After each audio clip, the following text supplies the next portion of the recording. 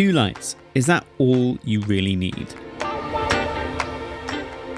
Today we're going to look at what you can achieve when only using 2 production lights. So we're going to go through a bunch of lighting breakdowns, look at how I set them up and achieved each of these shots. So we'll be featuring 2 fixtures in this video, the NANLITE Alien 300C, which is a 350 watt RGB WW LED panel. Very punchy, lots of output, has an integrated softbox, it's IP55 water resistant, and we're also going to be looking at the NANLITE PavoTube Mark II 15XR, which is also an RGB WW LED tube. Very flexible, great for rigging up in small places. Both of these lights can be controlled using NANLITE's app. So this video is going to look at how I like to use a 2 light combo out on professional jobs, but also look at their capabilities and give you some ideas for lighting creative setups. So we're going to look at everything from documentary work to narrative. So disclaimer time, NANLITE did provide me with these lights and they also did provide me with a tiny bit of budget to make this video. So consider this more of a showcase than an independent review. But generally I only really feature equipment on this channel that I would use in professional shoots. And in the small time that I've had these, I've had them for about 5 weeks now. I think they've been out now on about 10 client shoots. So that's normally a good sign that I dig them.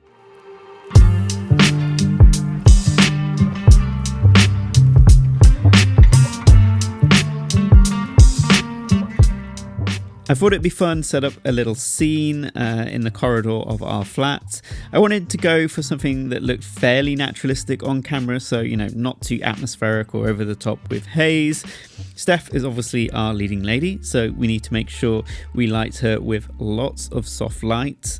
Corridors are notoriously tricky spaces to light. You've got narrow spaces, lots of opportunity for light to spill around and bounce off walls. So here we've actually got a key light, the Alien 300C in our kitchen, set warm to 2700 Kelvin. And we're basically bouncing this off the wall and ceiling of the kitchen, and then using that soft bounce to spill out into the corridor to provide a beautiful soft wrap around Steph. We're effectively using the doorway to cut the light as it comes out and control the spill of it.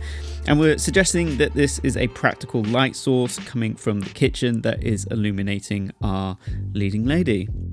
Out in the hallway, I have then used the overhead practical lights to provide some motivation for the warmth of the light.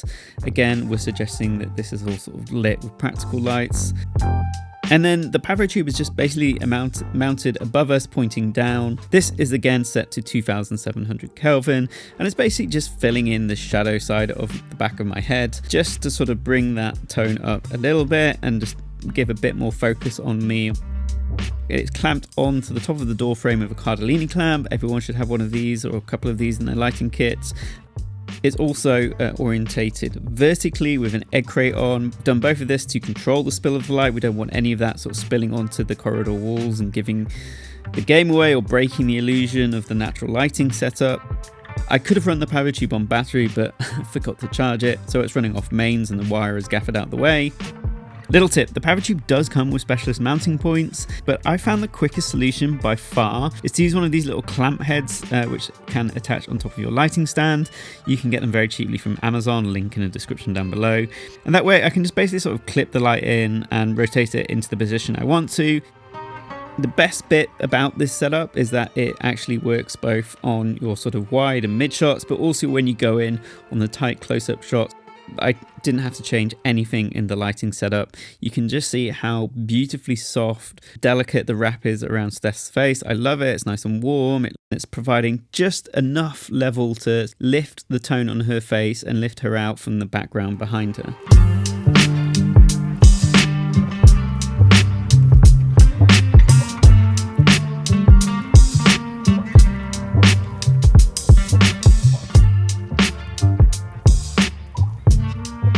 And here's another example where we've got maybe like a tungsten motivated scene. We've got 2 warm practicals on, one in the background. We're using the Alien just to push a bit of warmth onto Steph's face. And then we're just using the Pavo again as a hair light just to pop her out from the background. And you can see the BTS setup here using just 2 lights.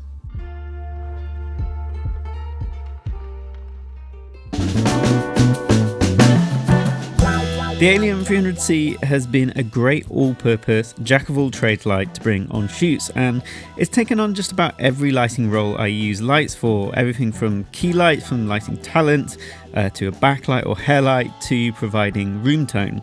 I recently had a documentary shoot where we had to travel by train, so I knew you had to pack relatively light. So I thought this would be a great opportunity to combine the Alien with the PavoTube. In this instance, we had the Alien set to about 60% to balance with the back window and the exposure of the room. As we were setting up, we noticed these orange heat lamps which were sort of fixed halfway up the wall around the studio. So we left that on and then we set the PavoTube to match a similar orange color. And we did this very quickly using the NANLITE app to sort of add this motivated orange edge lighting. But thankfully, because this light has a really great color range, it was really quick to dial in. And with the Alien, it has this handy integrated pop-out softbox with an egg crate that just pops on top. And it means that this light is just really quick setup, in a matter of minutes. The integrated softbox is on the small side, so another layer of diffusion can really make a difference. The Alien, you just boink it on a stand, unclip the softbox, and you're pretty much good to go. Because it is a larger light source with good output, it's also great for providing general room tone. So whilst we were on this particular doc shoot and working in this workshop, we were capturing B-roll and other sequences moving around the workshop, shooting handheld. And we wanted to play with the orange heat lamps and the daylight coming in, but we also just needed more room tone. So to match the sort of like tungsten feel of overhead lights, we just set the light to a warmer tungsten tone, raised it up on a stand a bit, and then just tilted it upwards and blasted it straight into the ceiling, and then used that bounce and general room tone just to bring the level of the room up and provide some nice diffuse light throughout the space. And I've really loved using this in combination with the PavoTube. So this is a really great small flexible light that you can pretty much chuck anywhere. You can stick it on a light stand or you can clamp it onto somewhere in your environment. And as a sort of low profile doc shooting setup where you've got a travel light, combination of these two lights I think is fantastic.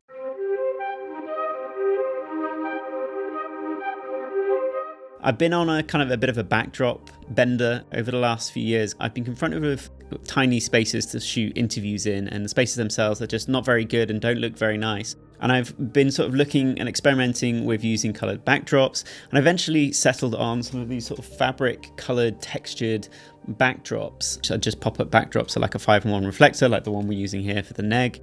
Again, using the Alien light and the PavoTube, I've experimented with providing like a really elegant and classy look that is quite transformative on smaller spaces. I'll leave a link for the backdrops in the description down below. You can pick them up off Amazon, they're about 100 quid or something like that, and really easy to pack down and transport. Just maximize the amount of diffusion on the setup here. So we've got the diffusion from the softbox on the Alien, then I've just wrapped a basic, £5 shower curtain, frosted shower curtain around it. And then I've just walked in this scrim, which again is really simple to set up. And because of the egg crate that's on the Alien, we get some control over the direction of the spill of the light, and we get some nice contrast on the face. And then we're just using the PavoTube on a Cardellini stand. It's mounted up on the bookcase there, really simple. And on this setup, it's just dialed into cool, but I've experimented with this setup using different colors. I've experimented with using a warmer backlight, and I think this shot with Steph here is my favorite. I've got it really dialed in. Daylight balance key with a slightly warmer and very subtle hair light, just popping her out from the background. And on one of these setups, I did cheat a little bit. I did use a little pocket aperture MC light to just push a little bit more warmth onto the backdrop, but you don't necessarily need it. In this talking head shot I've got now, I'm not using any additional backlights, and I just love the look of this sort of setup. It's simple, it's quick, and you can achieve it in pretty much any space using just 2 lights. Both the Alien and the PavoTube have great color fidelity and output. And again, using these 2 lights, they're really fun to work with in that you can mix and match and play around with color contrast, using one color as a fill and one as a backlight. And I just spent an evening the other week just playing around with different setups.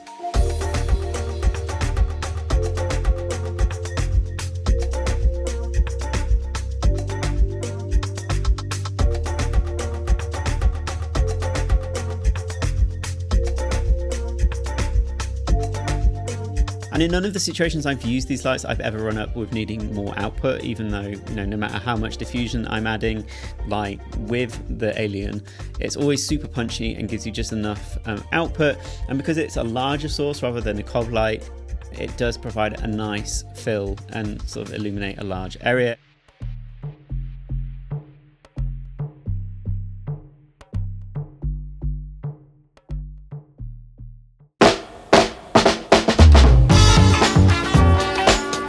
I think especially when you're starting out, lighting can take a while to master, to get your head around. And yes, whilst having a huge lighting arsenal is always going to be preferable, lighting kit's expensive, right? It takes time to build up your kit. So I think as long as you have one powerful main light accompanied with some sort of small auxiliary riggable accent light or hair light, you should be pretty set for most situations. And I love this particular combo for that because it gives me the power of 2 RGB WW lights. We have the high output of the Alien, a 350 watt light, and then the flexibility and size of the PavoTube means that this is a pretty killer and versatile combo which should have you sorted for all sorts of shooting situations. So I really rate the Alien lights. Thank you very much to NANLITE for sponsoring and providing these lights for tests. Do let me know if you've got any questions about these lights in the comments down below. Let me know what you think about them.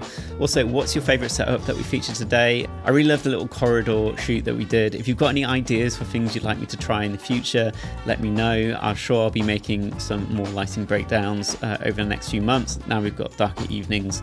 It does make it a bit easier to control lighting and set stuff up in the flat. So yeah, thanks for watching. We'll have some affiliate links in the description down below for the various things featured in the video. So consider buying from those if there's anything you want to pick up that was featured in this video. So yeah, if you made it this far, thanks for sticking around. I'm Ed.